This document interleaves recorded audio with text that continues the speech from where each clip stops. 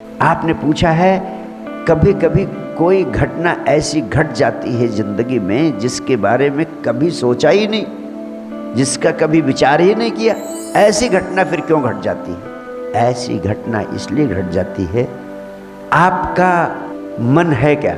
आपका मन विचारों का समूह, विचारों के समूह को कहते हैं मन। और आपके मन के दो हिस्से किए जाएं तो एक है चेतन मन, जो बहुत छोटा सा हिस्सा है, 1/10 ऑफ योर होल माइंड। आपके मन का 1/10वां हिस्सा है चेतन मन, और 90% हिस्सा है अवचेतन अथवा अचेतन मन, अनकॉन्शियस माइंड। तो ये जो अनकॉन्शियस माइंड है उसमें क्या क्या भरा पड़ा है, वो स्टोर हाउस है विचारों का, अनंत विचारों का जाल, अनंत विचार उसमें भरे पड़े हैं। जो चेतन मन का हिस्सा है उसका कुछ प्रतिशत आपको पता चलता है, जो आप सोचते हैं, विचार करते हैं। लेकिन अचेतन मन में जन्मों जन्मों से जो आपके अनुभव रहे हैं वे विचारों के रूप में संग्रहित पड़े हुए हैं। और 24 घंटे के जीवन में उस अचेतन मन से बहुत सारी चीज़ें चेतन मन में पहुंचती हैं जब आप सो रहे होते हैं या जब आप होश में नहीं रहते हैं, जाग रहे हैं लेकिन आप किसी सपने में खोए हैं, और अचेतन मन का विचार आपके चेतन मन में भी आ गया, और वह अस्तित्व की शक्तियों के साथ उसका इंटरेक्शन होता है, जिसके परिणाम स्वरूप तमाम सारी घटनाएं इस जीवन में घटती। जैसा मैंने कहा, कोई भी व्यक्ति टैबुला रैसा नहीं है। आप इस पृथ्वी पर जन्म लेते हैं लेकिन कोरे कागज की तरह नहीं आते हैं। जितने लोग आते हैं अपनी आत्मा में पिछले जन्म के जो वासनाएं होती हैं, जो आकांक्षाएं होती हैं, जो इच्छाएं होती हैं, उनकी चिप साथ में लेकर के आते हैं। इसलिए मैं कई बार आपसे कहता हूँ कि 3 साल का बच्चा वेद की ऋचाएं बोलने लगता है, 5 साल का बच्चा भागवत की कथाएं कहने लगता है, कभी विद्यालय गया ही नहीं। यानी वो उसके अवचेतन मन में सारी स्मृतियां संग्रहित थीं पिछले जन्म की, वो सक्रिय हो गई किसी तरीके से, वो अवचेतन मन से चेतन मन में आ गई, वो उनको सक्रिय करने लगता है, वो प्रकट होने लगती हैं उसके भीतर से। एक व्यक्ति है, उसकी रुझान काव्य की तरफ होती है, वो कवि बन जाता है। एक व्यक्ति उसकी रुझान फिजिक्स और मैथ्स में होती है, वो साइंटिस्ट बन जाता है।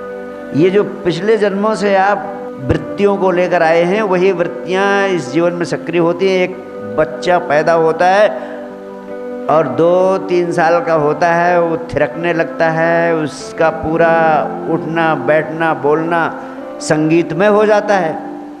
आपने बीथोवेन मोजार्ट का नाम सुना होगा। ये 3 साल और 5 साल में और 7 साल की उम्र में बहुत बड़े बड़े संगीत की कृतियों को जन्म दिया इन लोगों ने।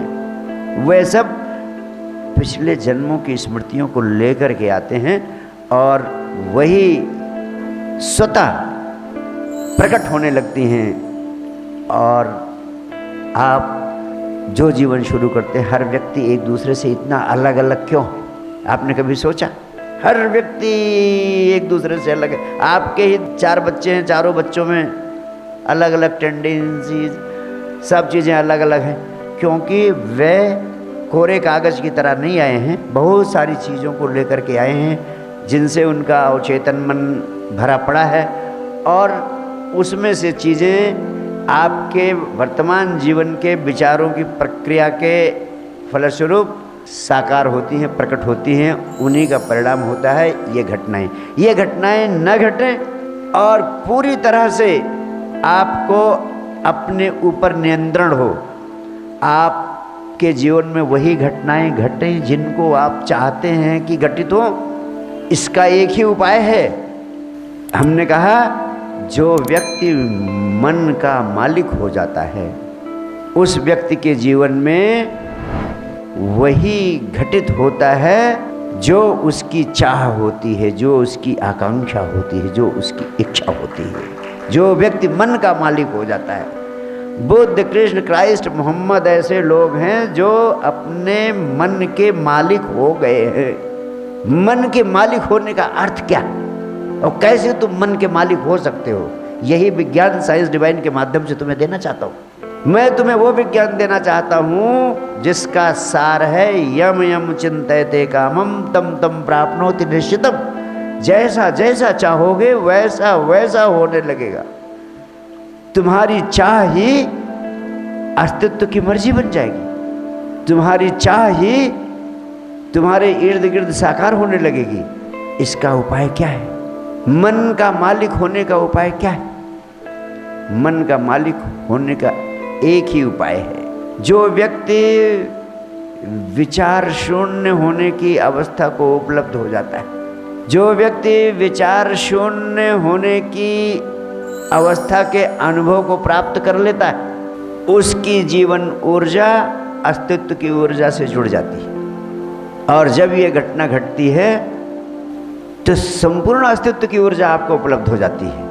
इसीलिए मैं कहता हूँ, जिंदगी में मन चाही चीज़ों को पाने के लिए 3 महासूत्रों का प्रयोग करना जरूरी है। पहला महासूत्र है विचार शक्ति के विज्ञान का प्रयोग कीजिए। दूसरा महासूत्र है 24 घंटे में आधे घंटे के लिए विचार शून्यता की अवस्था में होने का अभ्यास कीजिए। और तीसरा महासूत्र है हर पल आनंदित रहना सीखिए।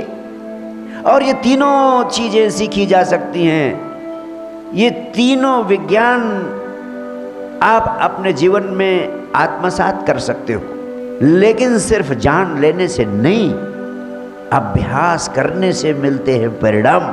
अभी तो आपने जानने वाला काम ही नहीं किया, समझने वाला काम ही नहीं किया। पहले जानिए तीनों महामंत्र क्या है।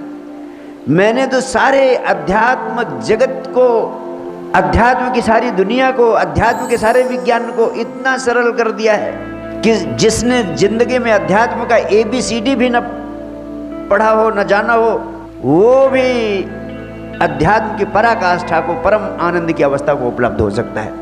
इतना सरल कर दिया है अध्यात्म के विज्ञान को। सिर्फ 3 महामंत्रों का अभ्यास करिए।